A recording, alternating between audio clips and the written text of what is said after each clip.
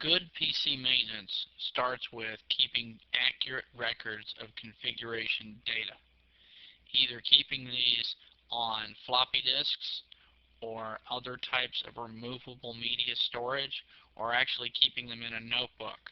But we need to keep good, accurate records of how our PCs are configured and keep documentation as to problems that we've had and what they looked like and how they were solved. We also need to prepare a bootable disk, especially for servers.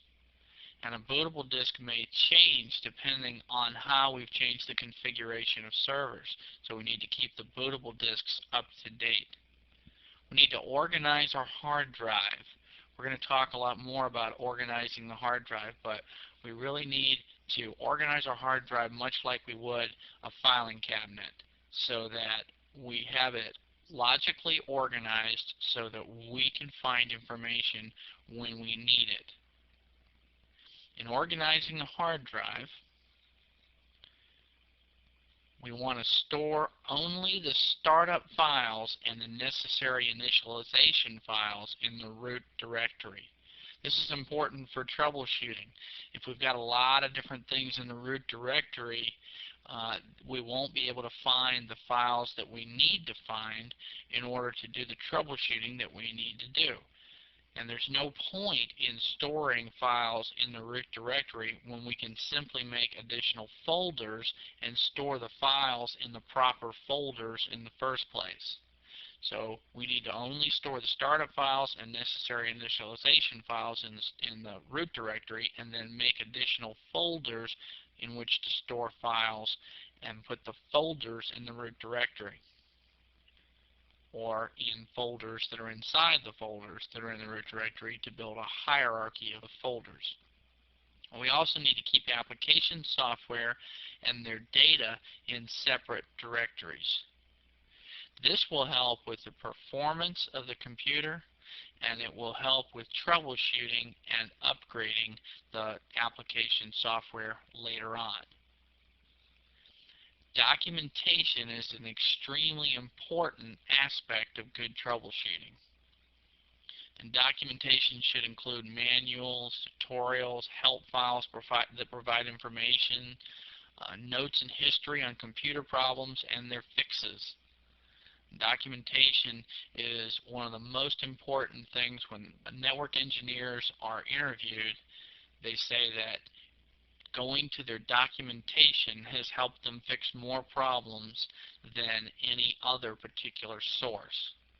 In other words, if they can go back to specific information about a computer or a system that was kept, then they can fix the problem faster than trying to read some general information and relate that to their situation. And that just makes sense. So keep good documentation.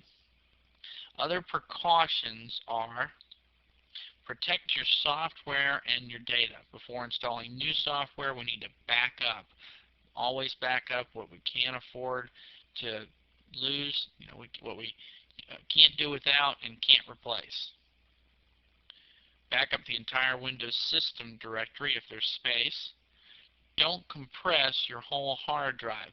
Compression does not help performance. In fact, compression hurts performance, because in order for those files to be able to be used that are compressed, they have to be uncompressed, and then after they're used, they'll be recompressed. So compression seriously impacts performance. So don't compress your whole hard drive. The thing that should be compressed are files that are rarely used. Put them in a folder and then compress that folder. These are files that we just don't want to delete because we might need them someday, but we rarely use them. Those are the types of files to compress. Don't store data files in the same directory as the software. Again, makes troubleshooting harder in the long run. Also makes upgrading take longer. Back up Windows 9X files that are likely to be altered.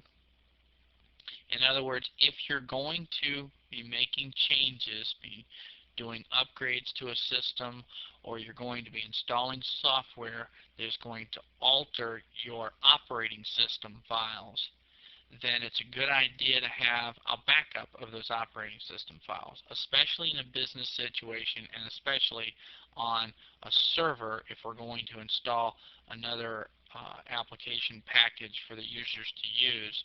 We need to have a good backup of where we are right now. And keep a record of the CMOS on a floppy disk, or use a print screen key to print the setup screens. A whole lot easier to get back to your default settings if you know what they are. Some CMOS has a default setting.